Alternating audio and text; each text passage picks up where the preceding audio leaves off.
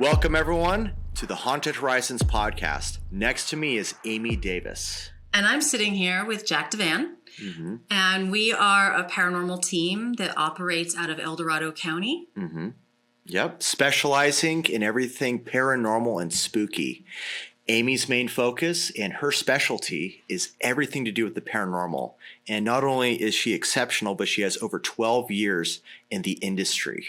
So pretty impressive. Thank you, Jack. That was really sweet of you. Jack is an amazing historian and storyteller. And Jack and I met about a year and a half ago now. Absolutely. And I went on one of his very first Placerville ghost tours. You were on my first one. Your first one. Oh, okay. Very first one. Yep. Fantastic. I know. Yep.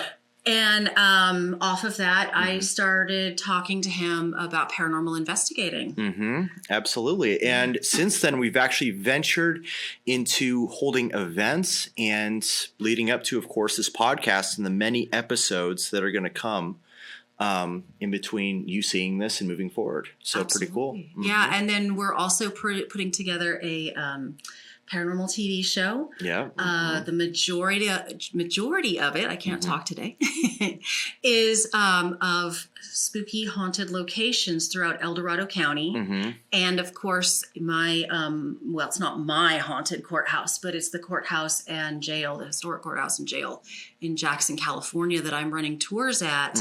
But I'm also running it as a 24/7 paranormal research project. I know. So, and the activity there is phenomenal. Isn't it amazing? Yeah. I know. It's, I feel very honored and privileged to be able to work on this. And Jack's been out there a few times.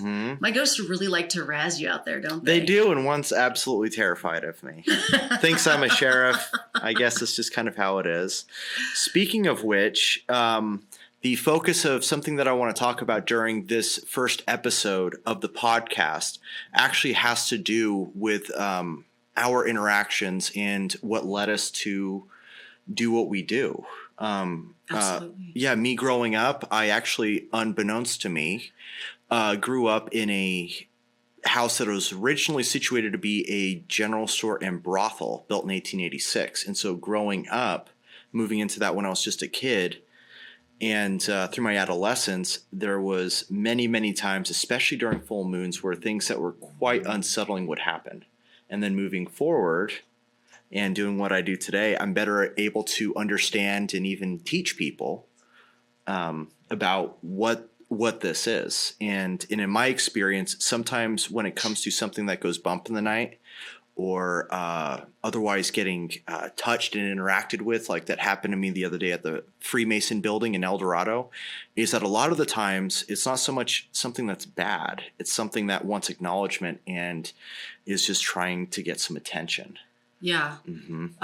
Like you mentioned earlier, I've been doing this for 12 years and I've only encountered maybe one or two things that truly didn't feel right. They felt very off. They felt very difficult. I hate using the term bad or evil because a lot of what I have encountered is strictly human. It's human residual energy. We call it spirits. We call it ghosts.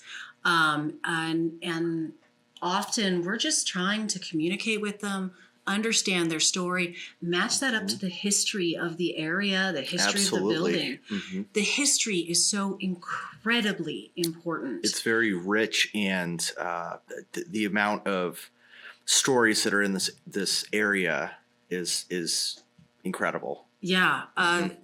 Mining towns in particular have a different spiritual energy, and they tend to be extremely haunted. Like the number, just in the city of Placerville alone, the number of hauntings that we've encountered has been just... Almost every building has a story. Yeah. It's impossible to cover. Yeah. And sometimes it's hard to believe that there's this many hauntings in this town. Oh, yeah. But every time you turn around, there's somebody reaching out to us that's like, can you come in and, check this out?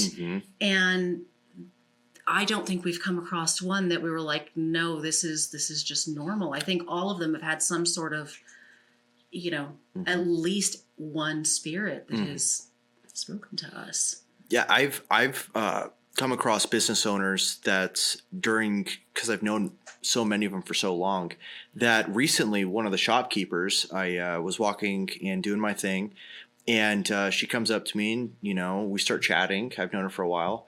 And then she's like, hey, if you ever want a ghost story, stop by my shop. And I went, your building's haunted? How do I not know this? And she's like, now I feel comfortable telling you about it. Yeah. So it's interesting, stuff like that. Well, and that comfort level is something that we see all the time with people, because most people, I think there was a study done once that was like 60% of all people believe in ghosts.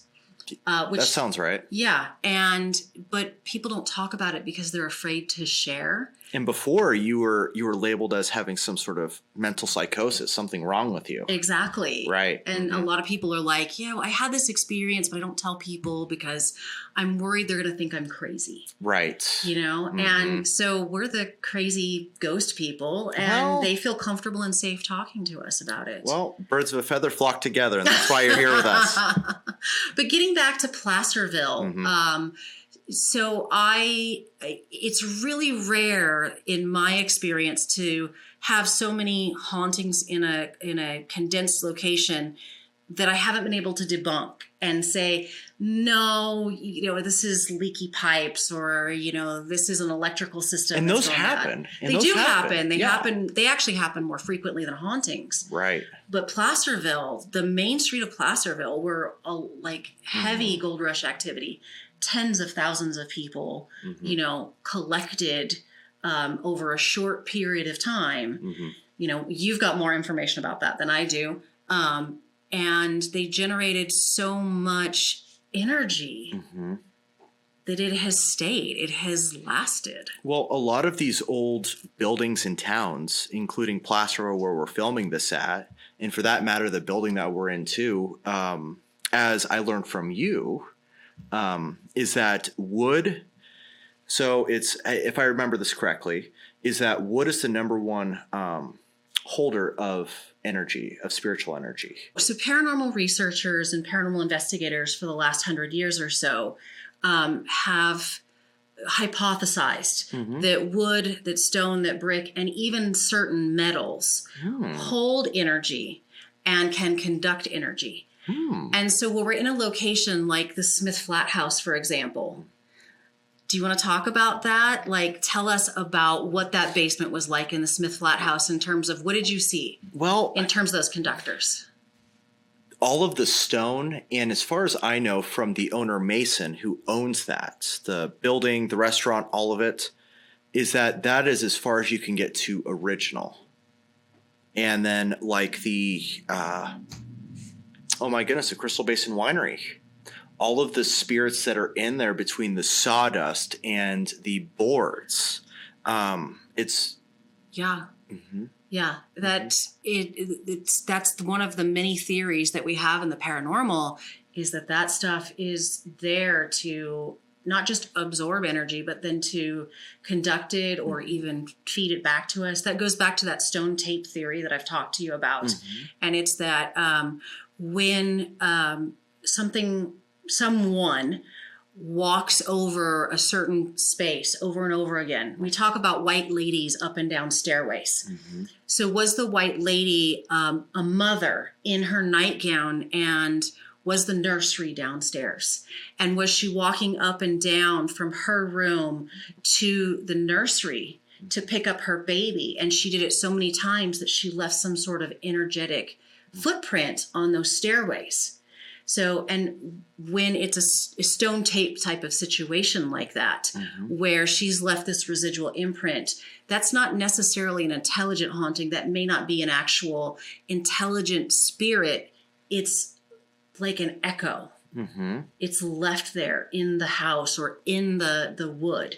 Right. And so that's that concept where wood is, absorbing that energy and then feeding it back. Right. Yeah. So what were the elements that were at Smith Flat that I pointed out to you? Like, that you noticed? Well, so there's the original stone cellar, Yes. which we got some responses. Yeah. By the way, if you want to know if your building's haunted, a great thing to do to try out, just for the sake of doing it, even if you have no equipment, is to just ask. And we've gotten, I think, 3 for 3, one of which I was down there by myself taking photos. And I just said, hey, if anything's here, knock for me, please. And I knocked a couple times, and it scared me. Yeah. Because it was so immediate. And then another time when we were doing it, it took like 5 minutes. Yeah. Right. I know. Mm-hmm. But there's the stone, there's the wood, and then also there's the flooded mine shaft that's there with the water that they continually pump in there.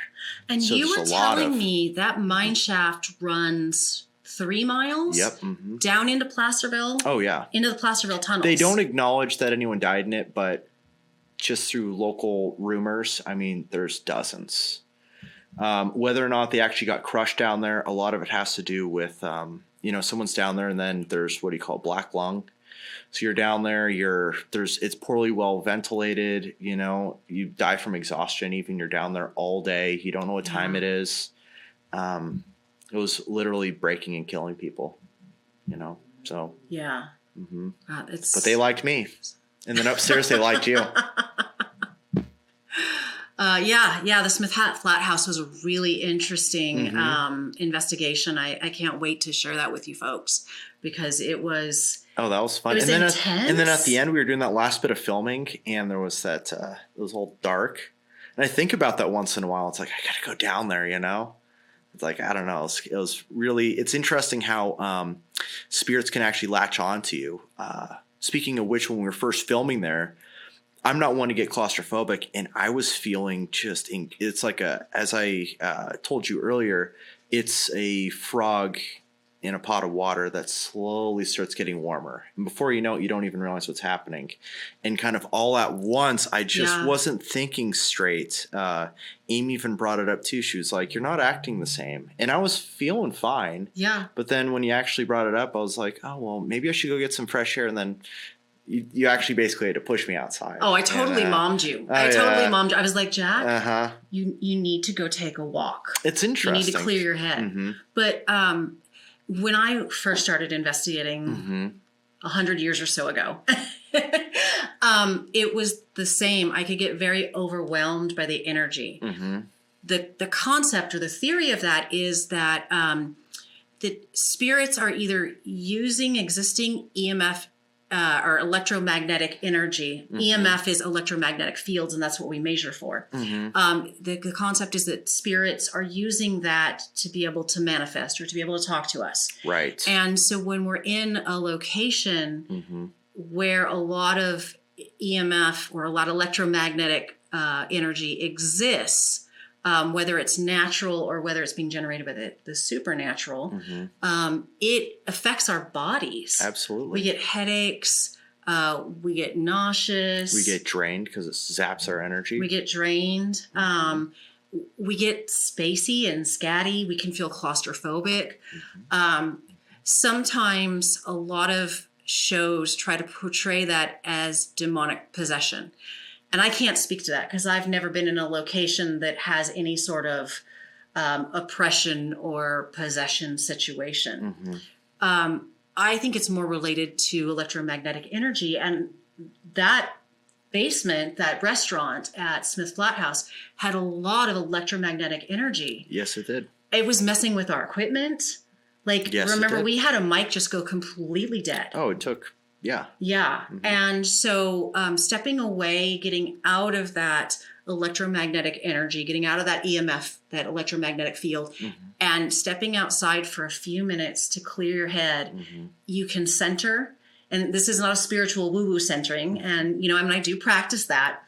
But it's about getting that fresh air, getting out of that energy so that you can step back in. Right. And that's what you needed, Yeah, so it's nice to have somebody that is there with you, because if it's easy to get susceptible, and there's stories in the area where someone doesn't have anybody with them, and the one that I actually like to tell for the Sequoia House is, and I heard this years ago. there was a lady working there when it was a restaurant, and I lived just down the street at that Victorian, the old brothel and general store, which again, I didn't know until years later. So lucky me. The downstairs, by the way, in that Victorian was the madam's quarters, which ended up being my room. So again, lucky me. And we do know the ladies of the night love you in those Yes, locations. they do. What's there not to like? But anyways, I'm sorry. Did you just flirt with the camera? well, I mean, we're all in this together, right? I'm just teasing you. I know. But anyways, so I had a friend that worked at the Sequoia House, and I wasn't having some very good luck with my first car, right? Anyways, so I'm talking to this friend of mine who I'm going to remain anonymous in case she's watching, but she's working there, and there's it used to be a restaurant, the Sequoia House. And so I would always walk by the Sequoia House, and then one day at school I asked her, I'm like, hey, by the way, I know you work there, da-da-da-da. And she goes, yeah, there's actually a position open for a waiter if you're interested. And I said, okay, great. Yeah. And I was like, okay, lucky me. Again, I can go to school, da-da-da-da, everything's good. And she goes, by the way, the building's haunted. And I go, well, don't worry about it. I've things on full moons and this and that at the Victorian, and by the way, that Victorian too, there's a hill with not only a mine shaft and a cougar den, but the back bit of the property, I kid you not, backs up to the St. Patrick's Cemetery. A cougar den? There's a cougar den. And a mountain lion. Okay. Yeah. Yeah. So with deer bones freshly there. Anyways, I had a very exotic childhood. Yeah.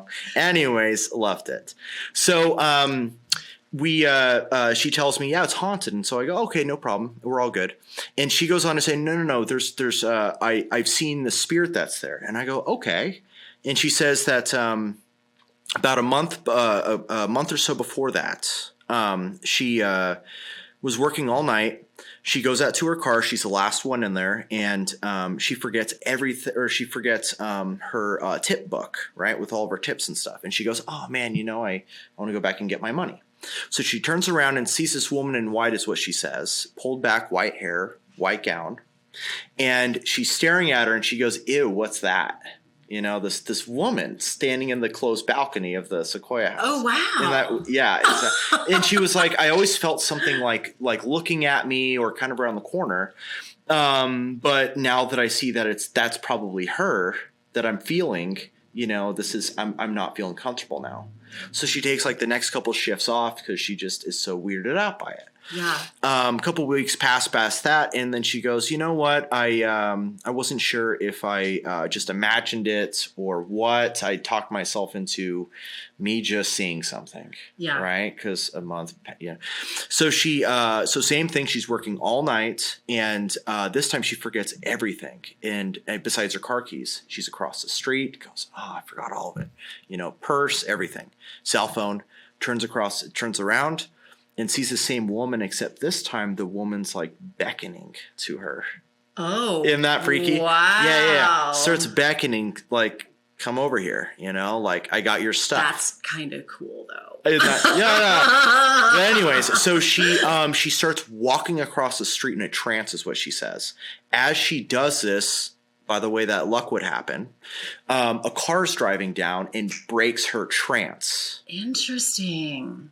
And so she stops, still sees this thing, tries to wave the person down. They keep driving because she's trying to get a cell phone or something going I want verification that someone else is seeing it's not just me. Yes. So she leaves. She ends up going to a local business, calls the police. They go and they search the building top to bottom, and they don't find her, obviously, right? By the time she actually gets back, because she literally had to get in her car and leave to come back with the sheriffs or the police, and by the time they got back, she was gone, right? And I go, well, so what else happened? And she goes, no, that's why there's a position, is because it's my position. She decided she couldn't work there anymore. Absolutely. Yeah. And I said, I think I'm okay. So it's just spirits, interactions. It's all very fascinating. And there's so many stories. It's incredible. It really is. Yeah. So. And I think that's what's so exciting about what we're doing is we have been welcomed into a lot of these El Dorado County businesses to come in and investigate and explore this paranormal activity. And we're documenting some incredible things out there. Carolina's Mexican food restaurant. That was just the beginning of that. There's so much to that investigation, but at the beginning of that investigation, we're not even ready. We're not even like fully set up. We're setting up cameras and like just, talking to the manager. And I think it was a bartender or a server that was in there. And we're just kind of getting to know the vibe of the place. And I set up a piece of equipment where they say they've seen a Victorian lady. Right. And it goes off within seconds, and giving us her name and different things. Well, that was a different interaction where we got names. And I don't know if it was that same lady, but that lady, she came up and then she wanted to let us know she was there, but then she told us she didn't want to talk to us. And that it just, the instant interactions that we're having when we went to Georgetown Hotel, you went to the restroom and I had a cowboy hat that flashed through the doorway and I thought it was you. Not at all. But it was so like that I don't creep out very often. That one creeped me out. It was like, I was like somebody I wanted had to see that. Yeah. Peeked in the door and then darted back when I turned around. And unfortunately that was not on camera. No, we just gotten there and but we got there. Has there been any that it's like been kind of a delay? I feel like we get to these locations and I've never had so many like, it's like the ghost talkers are here. Let's come out and start talking to them. It's been a really fantastic experience. It has. Yeah. It's very fun interacting with spirits, done respectfully, of course. Yeah. Because if you go threatening them, just like Sarah, our very first investigation together at the Market on Main, we asked her so poetically, has she ever haunted anybody? And she said yes. Did they deserve it? Yeah. Yes. Do you still haunt them? No. So it depends on what you do, how you do it, and what spirit you're interacting with and what's your intent. So absolutely. I think Sarah is she's our first spirit together, but I think she's one of my favorites. So Sarah is at Market on Main, and she likes to lock people in the bathroom and lock people out of the bathroom. She's sweet. Yeah, she just has the sweetest personality, and the owners have seen apparitions of her. Yeah, we have so much to share with you folks, and so we hope you come along for the ride. It's been a fantastic journey for us. And this has been fun. Thanks for joining us in the very first episode of the Haunted Horizons podcast. Yeah, and please follow us on social medias. We're Haunted Horizons Official on Instagram and Facebook. Yeah. And if you want to reach out and share your story, absolutely. Yeah. It's hauntedhorizonsofficial@gmail.com. Absolutely. Or you can even send us a Instagram message too. Absolutely. Well, we'll see you on the other side. See you on the other side. So you can catch us back here. We are coming out with more episodes here at Foothill 7 very soon for the Haunted Horizons podcast. Also, you can follow us on Facebook, YouTube, and Instagram. The hashtag and handle Haunted Horizons Official. And we'll see you guys on the other side. On the other side.